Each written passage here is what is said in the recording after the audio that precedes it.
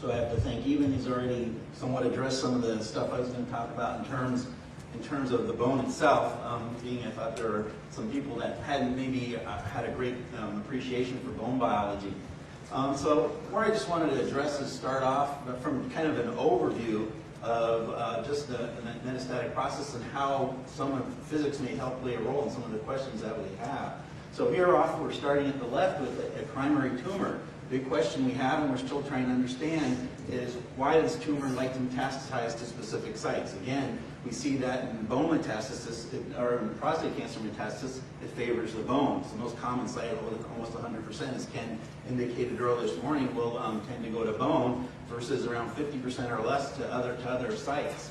So we do know there's been some work that there are chemical gradients or protein gradients. For example, a protein called stromal-derived factor, work done by Russ Caseman in Michigan, has been shown to be secreted at high levels in the bone marrow. And what happens is the prostate cancer has a receptor for that, so it can travel along that chemical gradient. But are there other gradients that may play a role? For example, calcium is being released in the bone, so there may be electrophysiological gradient that will kind of link that cancer cell into the bone. They have calcium-sensing receptors. That could play a role. Another thing to kind of consider is that in the blood vessel itself, there's a lot of pressure being generated.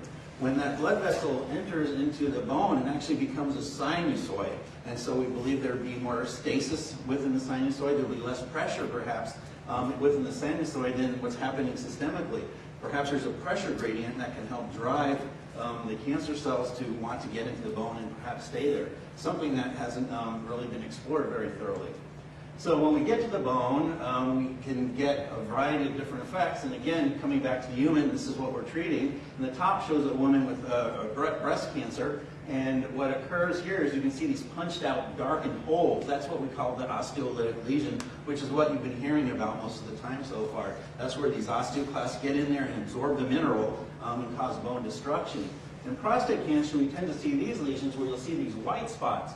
What we have is more what we call osteoblastic lesions. That's where we're getting a large production of mineral. So a very different biology is occurring in these osteoblastic lesions. Why they occur, we don't know. Some concepts that have come about that we need to try to understand. Again, we're dealing with the two key players within the bone itself that actually make bone matrix. One is the osteoblast will make the bone matrix, which is primarily a collagen-type bed. And then the other is the osteoclast, which causes resorption of this bone. When it does that, as even had mentioned, that will cause release of a variety of factors, TGF-beta, IGF, a variety of factors that are in bone, cause release and destruction of the collagen. And that will then kind of stimulate growth factors from the prostate cancer cell. So these cancer cells, prostate, breast, etc., can directly impact the osteoblast.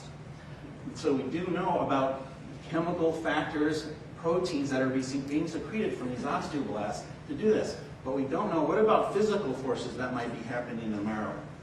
And specifically what I'm talking about, when we get into a soft tissue area, so if you have a metastasis in the soft tissue, that soft tissue, the tumor will grow, and the soft tissue can somewhat grow with it or expand with it. So there will be a little give and take, although we will know that some tumor interstitial pressure is being created.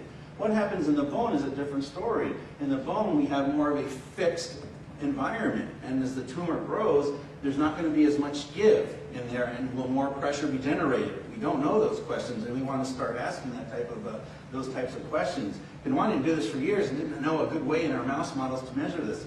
But recently there's a report by John Frangos from La Jolla Biotechnology Institute where they actually implant catheter in mouse bone and can actually measure intramedullary pressure in that. And it turns out they've actually been able to implant a catheter also in the bone and cyclically increase the pressure in the bone, like by maybe 10 or 20 millimeters of mercury for a period of the day. And they found that that impacts bone growth. They get increased osteoblastic activity when they did that. So likewise, perhaps while tumor is growing in the bone, there can be changes in the pressure within the marrow itself that may impact the bone. And the way that's being sensed in the marrow here is if we take a look, this hatched area would represent this mineralized matrix. And we have in that marrow cavity, in that center red area, that's where the osteoblast may kind of sit on that outer area. But it turns out as the mineral is being formed on this osteoblast, the cell kind of converts into what's called an osteocyte. That gets covered up by this bone, but there's actually canals, what we call caniculi, in there. And so as the bone becomes compressed, even while we're sitting and walking or doing anything, we get compression of our bone.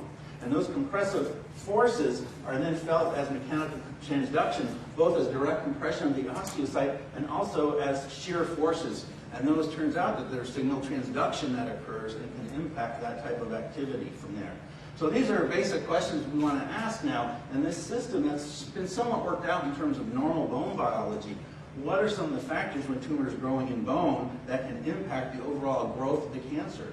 We would also want to know, again, is that one reason why it likes to go to bone? Is there something occurring within the bone itself that can somewhat regulate that? So that's my 5 minutes of fame here. Done. Yes, there's yellow marrow and red marrow, and in your model it just shows the bone with the two cells. What is the yellow marrow where the metastases do not go?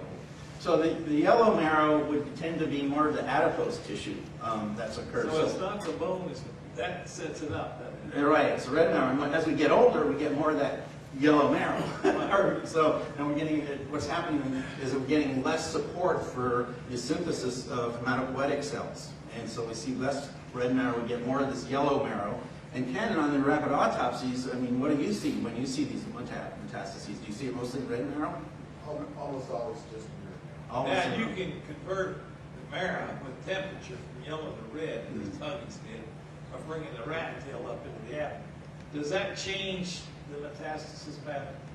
We Don't know that. We've never done that experiment. But we could do some, that's a great question. I mean, what about whole body hyperthermia studies? We can do that and then see if that could prevent metastasis. And then the last one's an old one in the bone marrow story that the man out at Stanford, the great radiotherapist out there, said that any place that who was it? Bagshot. Anywhere radiation had hit, it sterilized the bone for the ability to take a metastasis. And people say that's true for prostate and breast. Is that been tried in a way, it doesn't knock out the marrow, but it changes its sensitivity? What's the story? So, do you know the answer? No. So the story on that, the story on that is that in experimental systems, what you're likely doing is killing the endothelial cells from being able to proliferate, so that what you see is seeding of the cells, but you can't get bigger than a micrometastasis in those areas because there's just no blood vessel growth to feed them. So what you're really doing is killing the angiogenesis potential. And so when you see those old, before radiation therapy got good with conformational planning, they used to hit a lot more bone in the field. Now they don't hit all that bone because you're much aimed at the prostate or the breast or wherever you're aiming.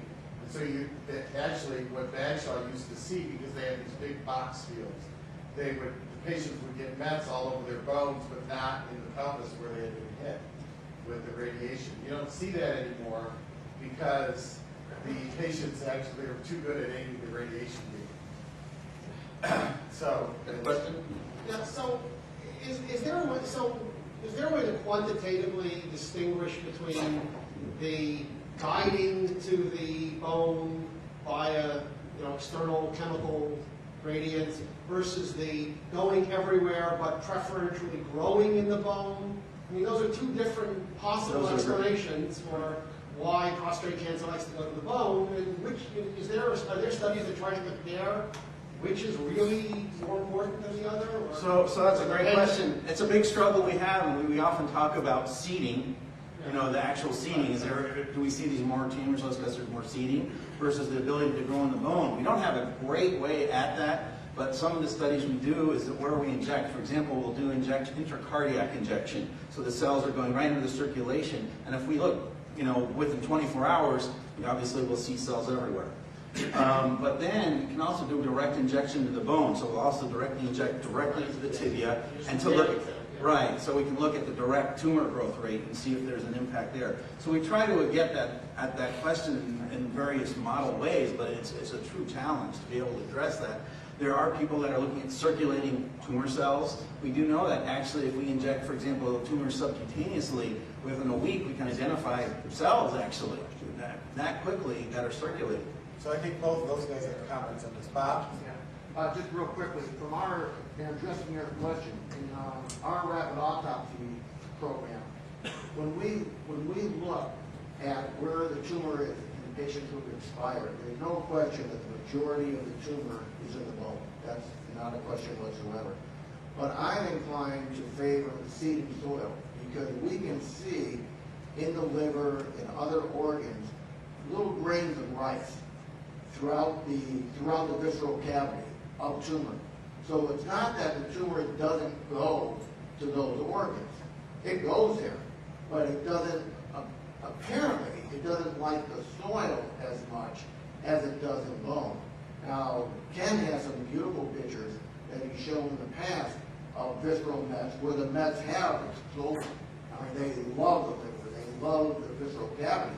But that's in, that's not the majority of the patients. So I don't really favor the idea of selective attraction to the bone and the other organs are left free. I think it's entrapment, simple entrapment, and they like the soil. So I think you were asking if there's a quantitative way to get it, whether it's sort of preference for an organ as opposed to just a stochastic spread. 100% of the cardiac output goes through your lungs. We don't see prostate mets there. A fraction of the cardiac output goes to the bones. We do see tons of prostate mets there. So that's kind of our indication that there is something preferential about that part.